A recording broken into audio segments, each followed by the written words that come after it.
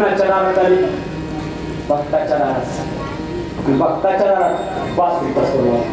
भक्ताच्या दारात येऊन देवाला काय मागावं? ऐका, देव म्हणतो माझं कल्याण झालं पाहिजे, माझ्या जीवनामध्ये माझं हित झालं पाहिजे, असं काहीतरी मला वाटतं.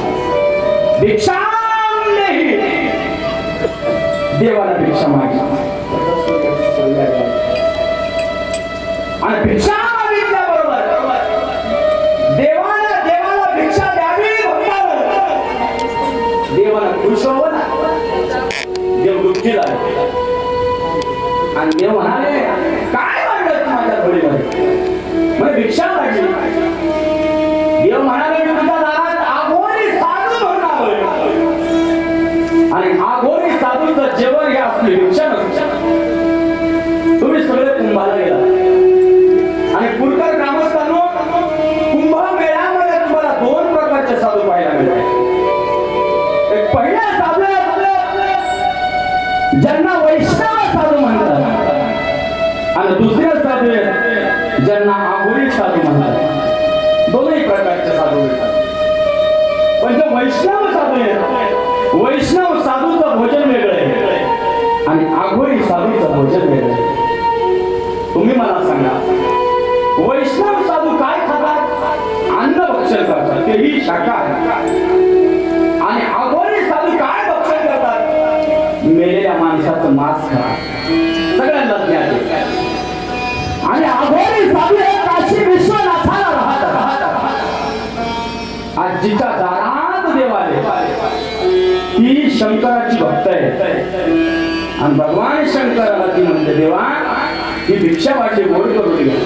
नाही म्हटलं मी आघोरी आहे, मला तुझ्या लेकराचं मांस पाहिजे. काय मागितलं देवानं? लेकराचं मांस मागितलं. पण ती भक्त आहे, सांगून आहे. सांगूनाला सांगितलं देवा जगाच्या पाठीवरती एक वेळा माझं काळीज मागा, पण माझ्या लेकराने मांस माझ्याकडे मागून द्यावं लागलं. म्हटलं तू इच्छा भोजन देवाला मागितलं होतं आणि त्या वचनाला सांगूना बांधली होती. सांगूना म्हटले देवा हे काय मागता माझ्या? द्यावा लागेल म्हटलं तुला, नाहीतर मी चांगला तुझ्या दारातून आणि मी जर निघून गेलो शाप लागेल माझ्या तुझ्या घरादाराला. सांगू नाही ना महाराज. भक्त आहे आणि तिची भक्ती खरी आहे.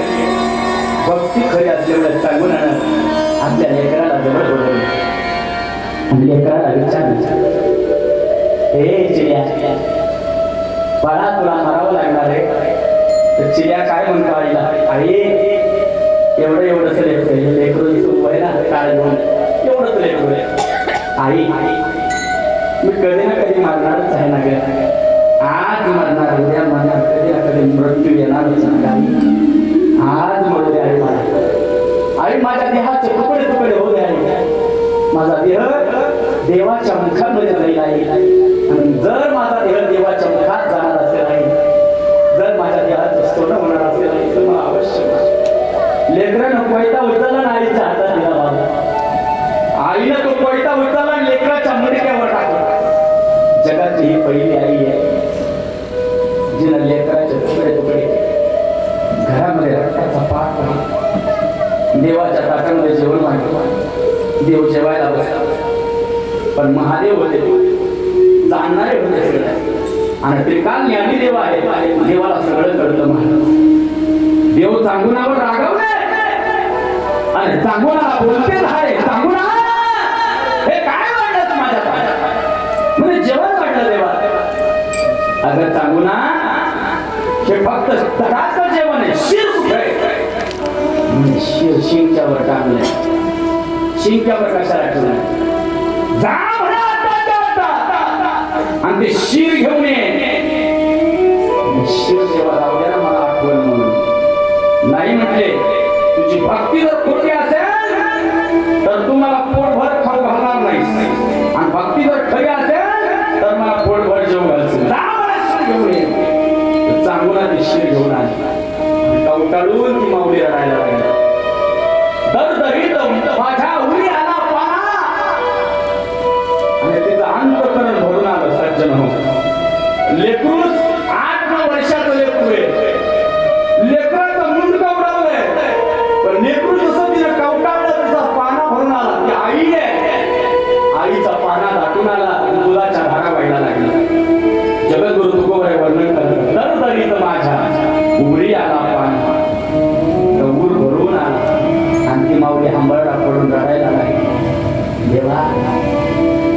लेकरू तर आपल्या या जगात नाही एवढं शिव जर मला ठेवलं तर मी या शिराला सोन्याचा मुलामा करेन. जेव्हा जेव्हा माझ्या लेकराची मला आठवण येईल देवा तेव्हा तेव्हा मी माझ्या लेकराकडे पाहिलं माझा इथून पुढचा आयुष्य देव म्हणाले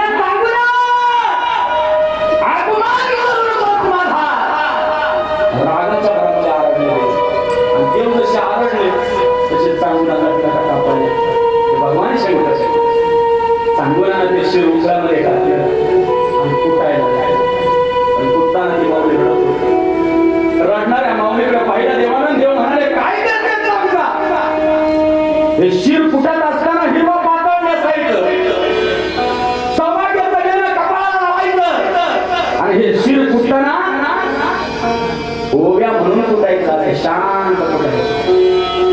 चांगुणाला ते शिर कुटलं आणि त्याचं मास देवाचा ताटात जेवायला देव जेवायला बसले. पण देव काय म्हणते ऐका शास्त्राचा नियम असं सांगतो एकट्या माणसाला कधी जेवण वाढू नये. का वाढू नये? एकट्या माणसाला जर ताटात जेवण वाढलं तर पाप लागत असतं. मग 5 ताटं वाढावी. पहिलं ताट भगवान शंकराचं, दुसरं ताट पार्वती मातेचं, तिसरं ताट तेव्हा कुणाला वाढू म्हणजे तुझ्या पतीला वाढ. माझा पती माझ्या लेकराचं मास कसं खायला देवा जेव्हा मला काय म्हटलं देव परीक्षा पहा सत्व परीक्षा पाहिजे होती ना देवाला. तिसरं ही ताट मांडाल पती बसले जेवायला आणि चौथं ताट कुणाला मांडायचं म्हणजे तुला ताट मांडलं भगवंता माझं लेकरू मेलंय माझ्या लेकरूच्या एका लेकराचं मास मी खाऊ जगाच्या पाठीवरची सगळ्यात पापीची होईल. देव ब्रह्मांडाच्या पाठीवरचा सर्वात मोठा पाप माझ्या मस्तकावरती बसेल. मी एक आई आहे आणि आईनं लेकराचं मास खावं कुठल्या इतिहासात लिहिलं कुठल्या शास्त्रात लिहिलंय. तेव्हा एवढ्या पापातून माझी मुक्तता करा मी तुम्हाला जेवू घालते पण मला हे मास खायला लागतं. देव म्हटले तू जर खाणार नसेल तर मी उपवासी चाललो. देवाच्या आग्रहानंतर ती बसली ताटात. चौथं ताट मांडलं म्हणजे आता 5वं ताट कुणाला मांडायचं म्हणजे 5वं ताट तुझ्या चिड्या बाळाला मांडायचं. माझ्या बाळाला होय तुझ्या बाळाला. पण भगवंता तो बाळ या जगात नाही राहिला म्हणे सांगू ना तुझी भक्ती खरी आहे ना जा म्हणे त्या चिड्याला हात मार. सांगू ना बाहेर गेली आणि चिड्या बाळाला आवाज दिला अनंत ब्रह्मांडाच्या पलीकडून ते बाळ पार्वती मातेचा हात धरून आणून ताटामध्ये जेवायला आणि माझ्या पूर्वग्रामस्था मेलेला मुलगा जिवंत करण्याची ताकद देवात देव महादेवा आणि ते मुलगा जेवायला बसला आणि ते चिडिया ज्यावेळेस जेवायला बसला ना त्यावेळेस ती चांगलं वर्णन करते तेव्हा मला माहिती होतं माझा मुलगा मारू शकत नाही कारण तारणारा मारणारा तर देवादेव महादेव आणि माझा महादेव एवढं वाईट कर्म करणार नाही मला माहिती होतं. याला म्हणतात भक्ती याला म्हणतात समर्पण आणि ही भक्ती जर तुमच्या जीवनात असेल तर तुमची भक्ती खरी आहे. अशी भक्ती जर नसेल तर आपली भक्ती खोटी आहे. तुमचं आजच्या अभंगामध्ये भक्तीची ओळख करून देतात म्हणजे भक्ती कशी असावी अभंगाचं पहिल्याच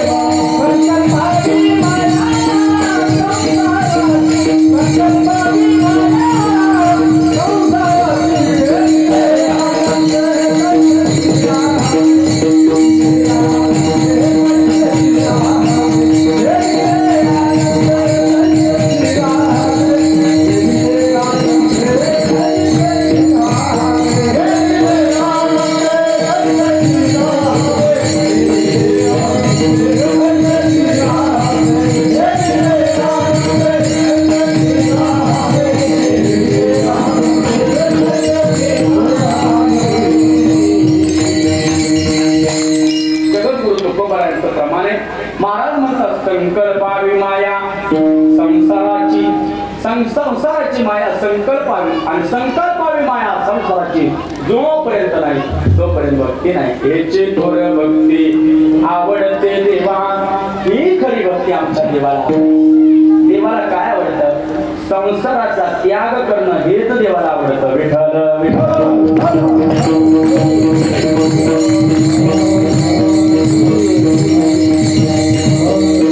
संसार भोगेला देवाधिकांना देखील चुकत नाही. देवाधिकांना देखील चुकत नाही, पण देव त्याचा त्याग करत असतात. तुम्ही महालक्ष्मी मातेचं चरित्र वाचलं असेल, त्या दुर्गा भागवत ग्रंथामध्ये महालक्ष्मी देवीचे भोग आले. म्हणजे महालक्ष्मी देवीनं ज्यावेळेस मृत्यू लोकांमध्ये अवतार घेतला त्यावेळेस ती आली, प्रकट झाली, देवानं देवाधिकांसाठी आली आणि ती येताना एकटी नाही आली. मग आषाढी कार्तिकी तुझ्या गोंधळाची दारी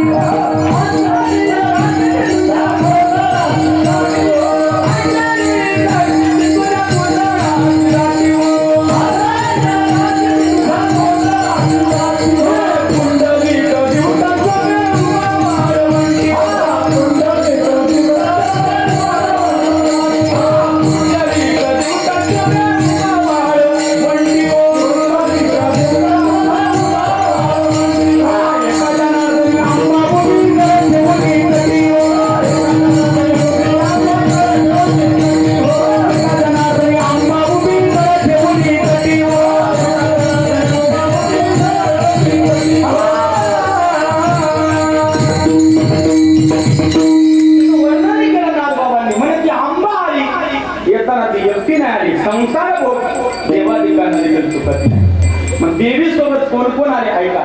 देवी सोबत साती आसरा आल्या. आल्या की नाही साती आसरा? प्रत्येक गावामध्ये आज त्या साती आसरा असतात. आसराही कुणाला म्हणतात? कुणाला म्हणतात साती आसरा? मावलाया कुणाला म्हणतात? कुणाला म्हणतात मावलाया? कुणाला म्हणतात म्हसोबा? हे सगळे देवीचे रक्षकीत महाराज. प्रत्येक गावामध्ये म्हसोबा आहे, प्रत्येक गावामध्ये साती आसरा आहे, प्रत्येक गावामध्ये 9 मावला आहे. विठाला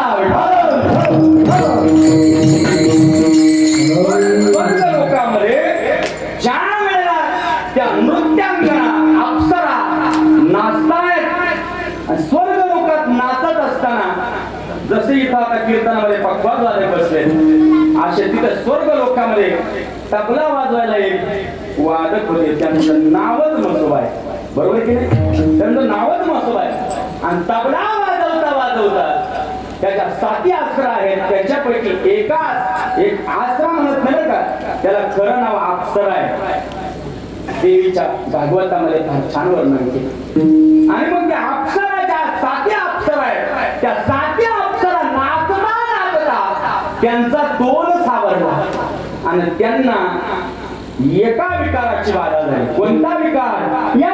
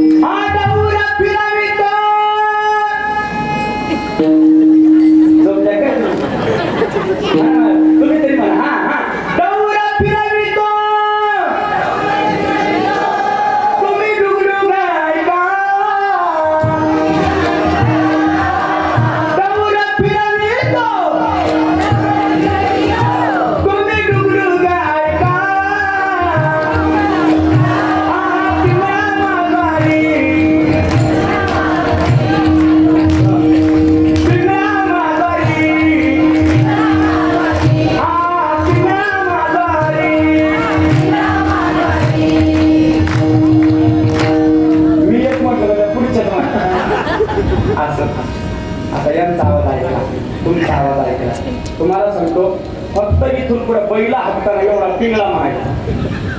हाकून बघा बैल आणि बैला हाकताना काय पिंगळा म्हणायचा. एवढे शांत जातात महाराज ते बैल, एवढे शांत.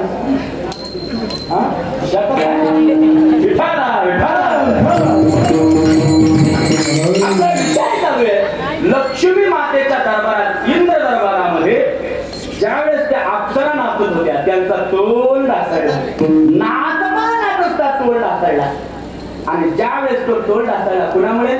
म्हसोबा देवामुळे. शाप लागला इंद्रदेवाचा. आणि सातही अप्सरा त्यांना मृत्यू लोकामध्ये तुम्ही सडत पडसाल असा शाप लागला. कुणाचा? इंद्रदेवाचा. इंद्रदेवाच्या शापामुळे त्या मृत्यू लोकामध्ये आल्या. आजपर्यंत त्या सडत आहेत. सडत आहेत म्हणजे इंद्राचा शाप आहे त्यांना. आणि मग त्यांनी इंद्रदेवाची माफी मागितली. माफी मागितली, देवा चुकला असं संसार करतोय आम्ही, संसारिक आहोत आम्ही, माफी असावी. देव दरबारामध्ये माफीही मिळते. पण देवाने त्यांना आशीर्वाद दिला, जरी तुम्ही मृत्यू लोकात पडल्या तरी तुमची सुवासिनी माऊली पूजा करील. आणि जी सुवासिनी माऊली तुमची पूजा करणार नाही तिच्या ओटी पुत्रलाभ होणार नाही. हा शाप मिळाला त्या 7 आसरांना. आजपर्यंत त्या नदीच्या तीरावरती, वड्याच्या तीरावरती त्या 7ही आसरा पाण्याच्या ठिकाणी रममान होतात. आणि तुम्हाला आजही सांगतो त्या 7 आसरांचं आणि लक्ष्मी मातेचं नातं आहे. काय नातं आहे? लक्ष्मी मातेच्या संरक्षणासाठी त्या गावात आहे.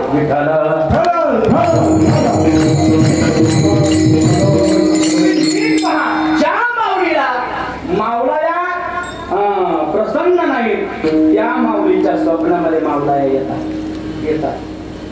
आणि तुम्हाला सांगतो महिला मंडळींना, सुवासिनी माऊलीला लक्षात ठेवा, ज्या दिवशी तुमच्या स्वप्नामध्ये पाणी दिसेल, ज्या दिवशी स्वप्नामध्ये खेळणाऱ्या मुली दिसतील आणि त्या खेळणाऱ्या पाण्यामध्ये मुली, त्या 7ही मुली तुम्हाला काहीतरी शोक संदेश देत असतात. आपल्याला ते ध्यानात आलं पाहिजे.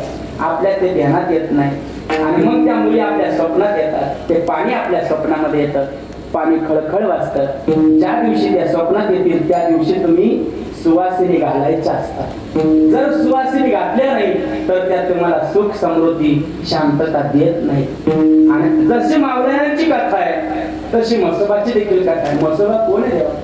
म्हसोबा दैत्यच आहे ना. दैत्य आहे, त्यालाही शाप आहे इंद्रदेवाचा. आता तो दैत्य कसा? ऐका. कश्यप ऋषीच्या 2 पत्नी आहेत. एक पहिलीचं नाव दिती आहे, दुसरीचं नाव आदिती आहे. दितीच्या पोटी जे जन्माला आले त्यांना देव म्हणतात. आदितीच्या पोटी जे जन्माला आले त्यांना दैत्य म्हणतात. देव आणि दानव त्या दोन्हींची उत्पत्ती झाली. दितीच्या पोटी पहिला मुलगा झाला, त्याचं नाव मनू आहे. आणि मनू पासून या माणसांची निर्मिती आहे, म्हणून माणसाला मानव नाव पडलंय.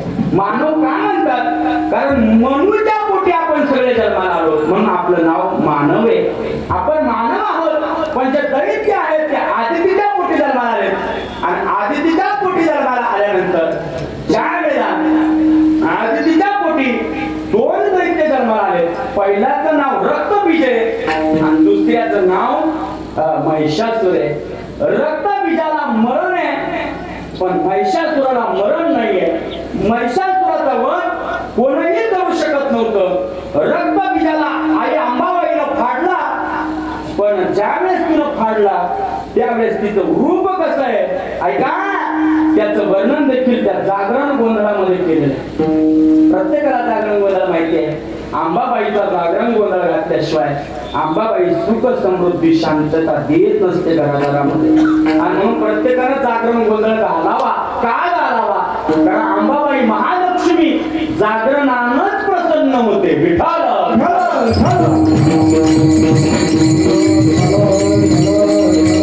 आणि मग जो संसारिक आहे त्या संसारिकाला या बाधा आहेत. संसारिकाच्या बाधा काय? ठेविल्या आनंद तैसेची राहावे, चित्त असू द्यावे समाधान. संसारिकाच्या बाधा काय? संसारामध्ये अनेक प्रकारच्या बाधा आहेत, अनेक प्रकारचे दुःख आहे. आणि मग त्याच्यामध्ये पहिला दुःख देणारा म्हसोबा आहे. म्हसोबा का दुःख देतो? कारण म्हसोबाला शाप आहे महाराज. शाप असा आहे, इंद्र दरबारामध्ये तो पखवाज वाजत होता, त्याला शाप असा आहे, मृत्यू लोकाचा शेवटच्या अंतापर्यंत प्रत्येक शेतामध्ये तर संरक्षणाला आहे. त्यानं ठरवलं तर शेताचं वाटोळ आहे, त्यानं ठरवलं तर शेताचं चांगलं आहे. शेतामध्ये पीक पिकवायचं की नाही हे म्हसोबा ठरवतो. आणि म्हणून तो म्हसोबा म्हणजे साक्षात महिषासूर आहे. महिषासूर कोण आहे? ज्या महिषासुराला मारण्याकरता अंबाबाई प्रकट झाली. अंबाबाई प्रकट झाली, तिचं रूप कसं होतं, तिचं रूपाचं वर्णन केलं जागरण बंधारामध्ये. आनंदी अंबिका प्रगटे भवानी, आनंदी अंबिका प्रगटे भवानी, ओह महिषासुर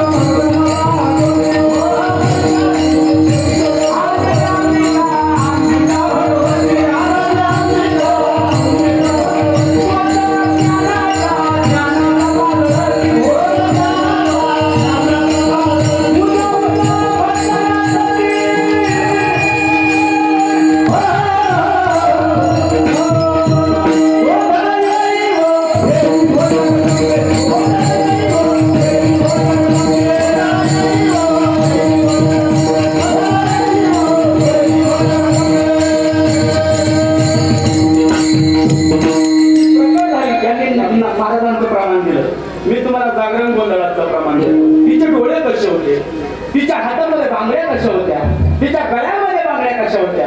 मग तिचं वर्णन केलं म्हणे, गळ्यामध्ये माळ, बांगड्याची माळ, लिंबावणी डोळ. ज्यावेळेस ती नदीच्या काठावर उभी राहिली,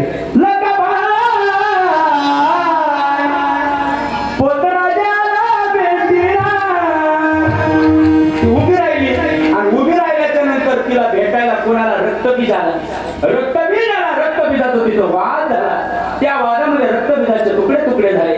पण महिषासूर मरेना. महिषासुराचं रक्त सांडलं तर 100 महिषासूर जन्म घ्यायचे. एका महिषासुराला मारला तर 100 महिषासूर. मग आई अंबाबाईनं महाराज युक्ती लढवली. तिनं कालिका मातेचं रूप धारण केलं, असं रूप धारण केलं त्या रूपाला सगळे घाबरायचे. हो, सगळे घाबरायचे. आणि तिचं रूप त्यावेळेस प्रकट झालं. तिनं महिषासुराला मारताना कसं मारलं, त्याचं रक्त ती एका भांड्यामध्ये घ्यायची, ते रक्त ती प्यायची. रक्त पिल्यामुळे तिला रक्ताची आस लागली. परिणाम असा झाला, तिनं जीभ बाहेर काढली, थया नाचायला लागली, तांडव नृत्य करायला लागली. आणि तांडव नृत्य करताना आई अंबाबाईला राहावेना, अंबाबाई संपूर्ण विश्वाचा नाश करेल की काय अशी भीती स्वर्ग लोकातल्या देवांना वाटायला लागली. स्वर्ग लोकातले देव घाबरले. आणि मग भगवान शंकर अंबाबाईच्या समोर जाऊन आले. एकदम छोट्या बाळाचं रूप धारण केलं. छोटा बच्चा आहे, छोट्या बाळाचं रूप अंबाबाईच्या समोर धारण केलं. आणि भगवान शंकर रडायला लागले. रडायला लागलेल्या बाळाकडे आईला पाहिलं. आई होती, अंबाबाई होती, महालक्ष्मी होती. तिनं जसं पाहिलं तसं तिचं मातृत्व दाटून आलं. मातृत्व दाटून आल्यामुळे तिनं महादेवाला पायाखाली बुडवलं होतं. महादेवाला उचलून घेतलं, मांडीवरती घेतलं. तिचा राग शांत झाला. मला हे कशा करता सांगायचंय, स्वर्ग लोकातल्या देवांना सुद्धा संसार सुटत नाही.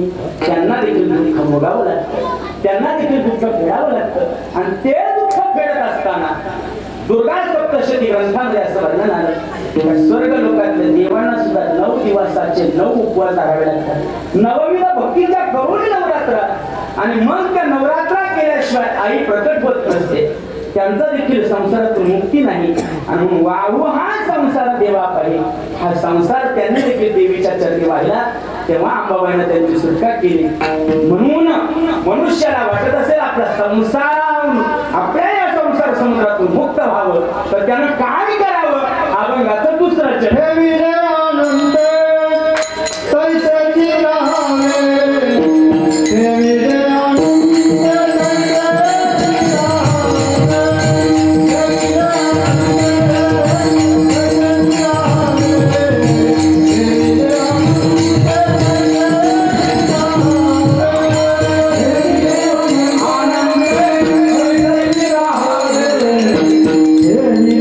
Yeah.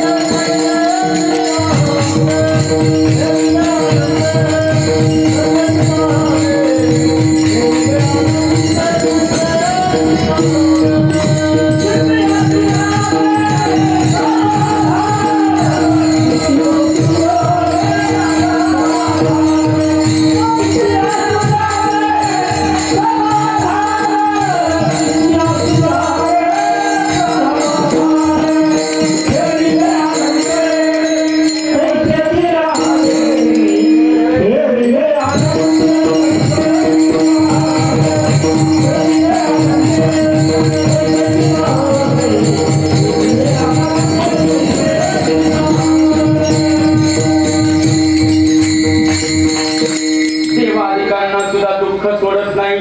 आणि म्हणून ऐका गड्या, केविल्यानंदे तैसेची राहावी, चित्ती असू द्यावे समाधान. आनंदी असणाऱ्या भगवंताला देखील ते दुःख फेडावंच नाही. आनंदे तैसेची राहावे, जसं देवाला ठेवलं तसं माणसाला लागलं. त्याच्यामध्ये शोक करूच नाही. आपलं काय, आपलं एवढं जरी दुःख आलं तरी आपण शोक करतो. देवा करता काय मान किती दुःख देतो देव. ऐका, देवाला देव जे दुःख देतो त्याला सीमा नाही. आपल्या पुणे जिल्ह्यामध्ये कोपऱ्याला राजा हरिश्चंद्राचा गड आहे. जात मी राजा हरिश्चंद्राच्या गडाला किती दुःख देतो देव. राजा हरिश्चंद्राचं आजही मंदिर आहे, आजही मंदिर आहे. आणि माऊली ते मंदिर फक्त एका खांबावरती उभं आहे की नाही. हरिश्चंद्र गडावर एका खांबावर 3 खांब त्या मंदिराचे कोसळले. विज्ञान सुद्धा ज्या मंदिरापुढे फिकं पडतं असं ते मंदिर आहे. विज्ञान सुद्धा फिकं पडतं. एवढ्या टनाचं वजन एका खांबावरती आहे. आणि तो कलियुगाचा खांब. बाकीचे 3 खांब कोसळले, म्हणजे कृतयुग, त्रेतायुग, द्वापार हे खांब कोसळले.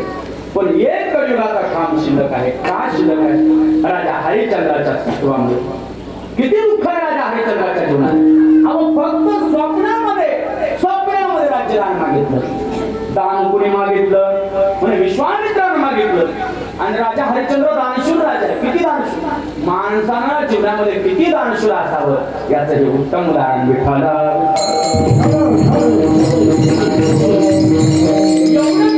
एवढं दुःख राजा हरिश्चंद्राच्या स्वप्नामध्ये विश्वामित्र आहे.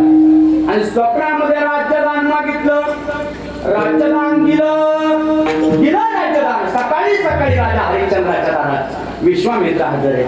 आणि विश्वामित्र राजा हरिश्चंद्राला म्हणतात, राजा तुझ्या दारात आलाय, मला सोनदान पाहिजे. आता सोनदान मागितलं. राजा हरिश्चंद्र म्हणते प्रधानाला जा तिजोरीमधून सोनं घेऊन ये. प्रधानानं तिजोरीमध्ये हात घातला. राजाला सांगितलं हात घेऊन ते सोनं घेऊन या. विश्वामित्रानं सांगितलं सोन्याला हात लावायचा नाही. म्हणे का? हे सोनं तुझं नाही म्हटलं. आता का? हे सोनं मला राज्यदान देऊन टाक. स्वप्नात राज्यदान दिलंय तू, आणि म्हणून या सोन्यावरती आता तुझा अधिकार नाही. घेऊन हरिश्चंद्राचे वैभव, घेऊन हरिश्चंद्राचे वैभव, घेऊन हरिश्चंद्राचे वैभव, राज्य घोडे भाग्य सर्व, राज्य घोडे भाग्य सर्व, राज्य घोडे भाग्य सर्व, राज्य भाग्य सर्व. हे पुत्र पत्नी जीव, पुत्र पत्नी जीव,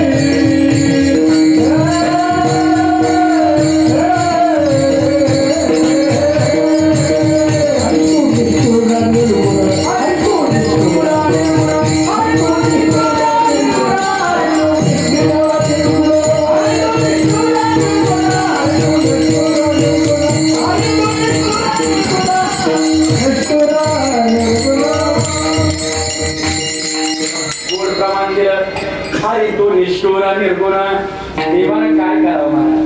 राजा हरिश्चंद्राचा प्रपंच विक्रीला मांडला. राजा हरिश्चंद्र काशीच्या बाजारामध्ये स्वतः विक्रीला उभारायला. आणि त्या ठिकाणी डोंबानं राजा हरिश्चंद्राला पाहावं. राजा हरिश्चंद्राला किती दुःख द्यावं. विकायला घेतलं राजा हरिश्चंद्राला. पहिलं गिराईक लागलं वेश्य. कुणाला? तारामतीला. तुकडोजी महाराजांच्या अभंगामध्ये वर्णन आलं. माझी गोदडी झाली दुनी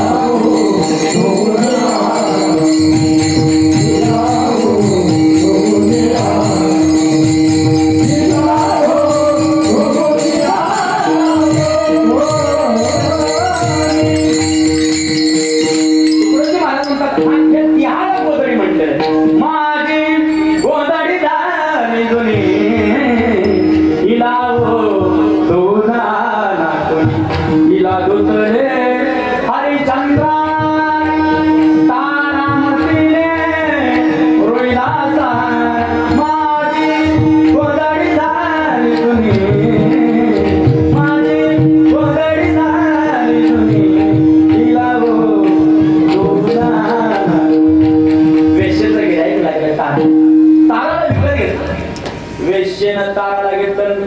त्या बाजारामधून वेश्या निघू लागली. गणिकाकडे कौशिक नावाच्या ब्राह्मण देवतेला आणि गणिकाकडे पाहिल्यानंतर त्या गणिकाला कौशिक नावाचा ब्राह्मण म्हणतो, अगं तुझ्या ताराला चालवलं ती तारा सामान्य नाही, पतिव्रता आहे ती, भारत देशाची राणी आहे. जरी तिच्यावर आज वाईट वेळ आलेली असली, जरी तिच्या पतीला तिला विक्रीला मांडलं असलं तरी ती वेश्या नाही, ती भारत देशाची राणी आहे. आणि मग ताराकडे पाहिलं, तारा हे काय आहे? अगं तुझा देह किती पवित्र, गणिताच्या घरी चाललीस, पापी होशील तू. त्यावेळेस तारा म्हणते, ब्राह्मण देवता, ज्याप्रमाणे बापाचं लेकीवर प्रेम असतं त्याप्रमाणे तुम्ही माझ्यासाठी वडील आहात, माझ्या देहाची सुटका करा. मग कौशिक नावाच्या ब्राह्मण देवतेनं ताराची सुटका केली. ताराची सुटका केली आणि ताराला काम दिलं चपात्या लाटायची. दररोज नैवेद्य बनवायचे, काशी विश्वनाथाला पाठवायची. दररोज नैवेद्य, भागवतात प्रसंग आहे, दररोज नैवेद्य, दररोज देवाला नैवेद्य बनवायचे. ताराला आणि रोहिला असाला जसं विकत घेतलं तसं डोंबानं राजा हरिश्चंद्राला विकत घेतलं. डोंबानं काम काय दिलं? डोंबानं काम दिलं पाणी भरायचं. वाहे डोंबा गळी पाणी. आणि वर्णन आलं महाराज, आले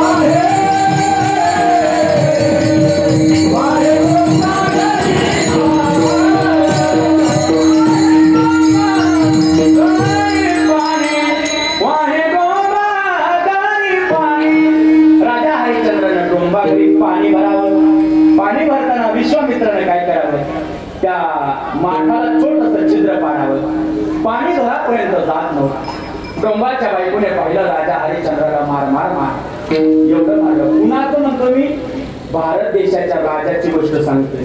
भारत देशाचा राजा प्रभू रामचंद्रांचे बंधुबा म्हणजे राजा हरिश्चंद्र, अयोध्येचा राजा, काशीचा राजा, अख्ख्या भारत देशाचा राजा, अवधचा राजा, असा राजा हरिश्चंद्र पाणी भरतोय. डोंबाच्या घरी पाणी भरतोय. विश्वामित्र परीक्षा पाहताय. शेवटी डोंबानं शिक्षा केली. काय? मशानामध्ये लाकडं फोडायची, मशानभूमीची लाकडं फोडू लागला. एवढं दुःख, एवढं दुःख. गुन्हा काय? गुन्हा फक्त एवढं औदार्य त्याला दाखवलं का स्वतःच राज्य त्याने दान दिलं. एवढं औदार्य दाखवलं. आपण पंगत देत नाही सत्याला, बरोबर आहे की नाही? आपण सत्याला पावत्या काढत नाही. आपला औदार्य पुढे राजा हरिश्चंद्राचा औदार्य पुढे. महाराज राजा हरिश्चंद्र स्वप्नात राज्यदान दिलं. एवढं दुःख भोगावं लागलं. प्रियतावरची लाकडं फोडायचं काम राजा हरिश्चंद्र करत होता. एक दिवस असा प्रसंग आला. एकुलता एक मुलगा रोहिदास, ज्याला सर्पदंश झाला. मेला रोहिदास, मेला रोहिदास मेला. ताराला कळालं. ताराला लेकरं सांगायला लागली. लेकरं सांगू लागली, तारा अगं तुझ्या लेकराला साप चावला. लेकराकडे पडत गेली. लेकराकडे पाहिलं, हंबरडा फोडून ती माऊली रडायला लागली. हंबरडा फोडून रडायला लागली. आई आहे, आई तुझ्या मूर्तीवाणी या जगात मूर्ती नाही.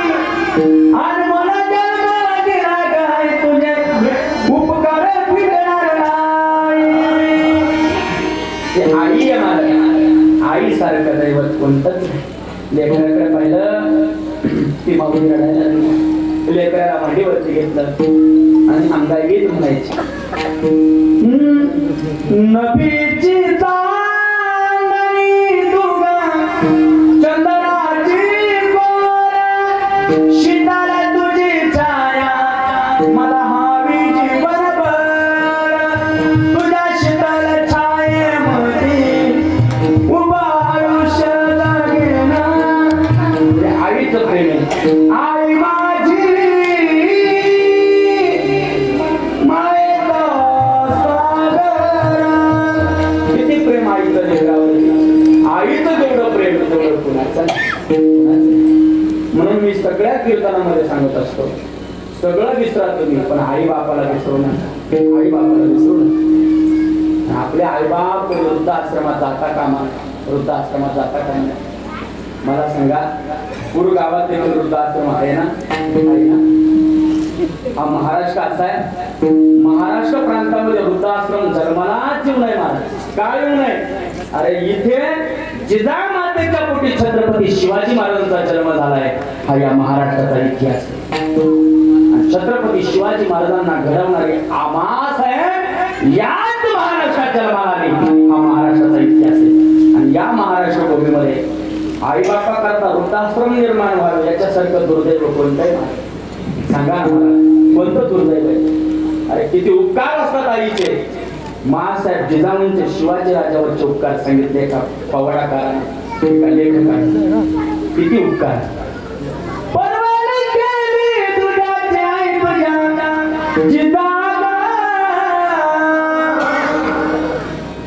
झाला महाराष्ट्राचा राजा शुभ माझा, झाला महाराष्ट्राचा राजा शुभ माझा, झाला महाराष्ट्राचा राजा शुभ माझा, झाला महाराष्ट्राचा राजा शुभ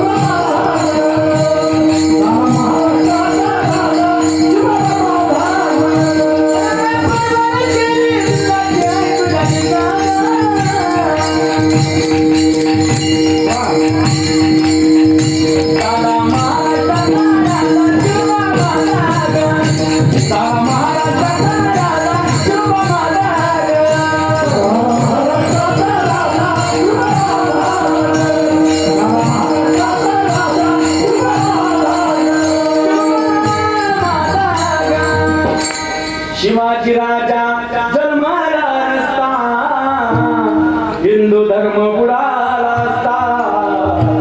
शिवाजी राजा जन्माला नसता हिंदू धर्म बुडाला असता. परवान केली दुधाची आई तुझ्या जिजाग, झाला महाराष्ट्राचा राजा शुभ माझा. किती उपकार राजा शिवाजी राजावर.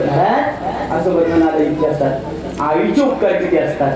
शिवाजी राजे असे खेळत होते अंगणामध्ये. शिवनेरी गडावरचा प्रसंग. महाराज खेळतायत आणि एक सैनिक असा पळत येतो आणि शिवाजी राजांना मुद्रा करतो. राजा मुद्रा घ्या माझा. मुद्रा केला आणि विचारलं काय झालं रे, का पळत आहोत? राजा आपल्या दारामध्ये याचक आला. याचकाकडे शिवाजी राजे गेला आणि याचकाला विचारलं कशाला? राजे छोटे आहेत, बाल शिवाजी आहेत. कशाला? याचकानं सांगितलं शिवाजी राजे तुम्ही महाराष्ट्राचे राजा आहात. आणि शिवाजी राजाचं वर्णनच असंय महाराज. धन्य धन्य शिवाजी राजा सुखावली प्रजा, मुद्रा हा मानाचा करतो. प्रतापगडच्या पायथ्याशी ठाण झाला बेगुमान, नव्हती त्याला जाण शिवाजी राजा चक्रवर्तीची, शिवाजी राजा चक्रवर्तीची. काय गोड वर्णन आहे पवड्यात शिवाजी राजाचे. असा जाणता राजा आहे. जाणता राजा असल्यामुळे सांगितलं राजे याचकाला दारात भिक्षा मागायला आलाय. शिवाजी राजे पळत मासाहेबांना आणि मासाहेबांना म्हणतात मासाहेब आपल्या दारात भिकारी आला. मासाहेबांना काय करावं दादा? मासाहेबांना हाताच्या बांगड्या मागत चालल्या, हाताच्या बाहू मागत चालल्या आणि मासाहेबांना शिवाजी राजाच्या मुस्कटात शिवाजी राजाला मारलं. मासाहेबांना शिवाजी राजाला एकदाच मारलं. का मारलं? शिवाजी राजाला सांगितलं, राजा तू त्या याचकापासून माझ्यापर्यंत पडत आलास. अरे या पळण्यामध्ये तुझा किती वेळ गेला. तुझ्या दारामध्ये भिक्षुक होता, तुझ्या दारामध्ये भिकारी होता. त्या भिकाऱ्याला तू तिथल्या तिथंच काही दान का दिलं नाही. माझ्या मुलाचे उपकार तुला समजले नाही आणि म्हणून महासाहेबांनी मारले. त्या दिवसापासून शिवाजी राजाच्या दारातला एकही भिकारी वीरमुखी कधी गेला नाही. याला शिवाजी राजाचा न्याय म्हणतात. मी तुम्हाला इतिहास सांगितला. आपला विषय चालू होता तारामतीचा आणि तारामतीच्या मुलाचा. अरे आई होती, आईला लेकराचा मृतदेह उचलला, स्मशानभूमीमध्ये नेला, राजा हरिश्चंद्राच्या समोर ठेवला आणि आपल्या लेकराला जाळायचं म्हणून लाकडं मागितली. राजा हरिश्चंद्राने सांगितलं, ताराने लाकडं दान देऊ शकत नाही. म्हणे का देऊ शकत नाही. तारा मी कुणाच्या भागामध्ये नोकर आहे आणि नोकर असल्यामुळे नोकराचं कर्तव्य आहे मालक जसं सांगेल तसं मालकाचं ऐकायचं. माझ्या मालकानं मला सांगितलंय इथं जर पर्यंत लढायचं असेल तर तुला कफनभर कापड द्यावं लागेल. तारा म्हटली, मालक मी भिक्षुक आहे, मीच लोकांच्या इथं काम करते, मीच पोट भरते, माझ्याकडे काय आहे मालक माझ्याकडे काही नाही. लेकरू तुमचंच आहे ना. जरी माझं लेकरू असलं तरी मी कुणाच्या ना कुणाच्या दारात नोकर आहे. तारा तुला काहीतरी द्यावं लागेल. तारानं स्वतःचा पदर फाडला आणि लेकराला गुंडाळला. लेकराचा मृतदेह त्या चितेवरती ठेवला. स्वर्ग लोकातले देव सुद्धा रडायला लागले. एवढं राजाला दुःख भोगलं. मला वाटतं बाबा पूर ग्रामस्थांमधून ऐका, जर आपल्याला दुःख आलं ना, कितीही दुःख येऊ, जेव्हा तुम्ही खाताल तेव्हा भागवत वाचा. भागवतातला एक प्रसंग तुम्हाला आत्महत्याच करून देणार नाही. आणि तुम्हाला जर वाटत असेल आत्महत्याच होऊ नये तर नक्कीच भागवत वाचा. कारण भागवत माणसाला जगण्याची उभारी देतं, जगण्याची उभारी. आपल्याला वाटतं आपल्याला दुःख आहे, पण आपल्यापेक्षाही दुःख भोगणारे कितीतरी झाले. तुका म्हणे आले देवाजीच्या मना, तुकोबरांतर किती जरी दुःख दिलं तरी आम्ही खचणार नाही. कारण आम्हाला माहितीये ठेविले आनंद तैसेची राहावे, चित्ती असू द्यावी समाधान. दुःख आलं म्हणून तुकोबरा कधी खचत नाही. तुकोबरा याचं उत्तर तिसऱ्या चरणात देतात. वाईला उद्वेग दुःखाची केवळ भोगणे ते फळ संचिताचे. तुकोबराला माहितीये किती जरी दुःख आलं ते संचिताचे भोग आहेत, ते भोगावे लागणार आहेत. आणि माणूस भोग भोगण्याकरता त्या मृत्यू लोकात येतो. म्हणून तुकोबरा कधी खचत नाही. तुकोबरा पूजन करतात आणि त्या दुःखाला दूर लोटतात.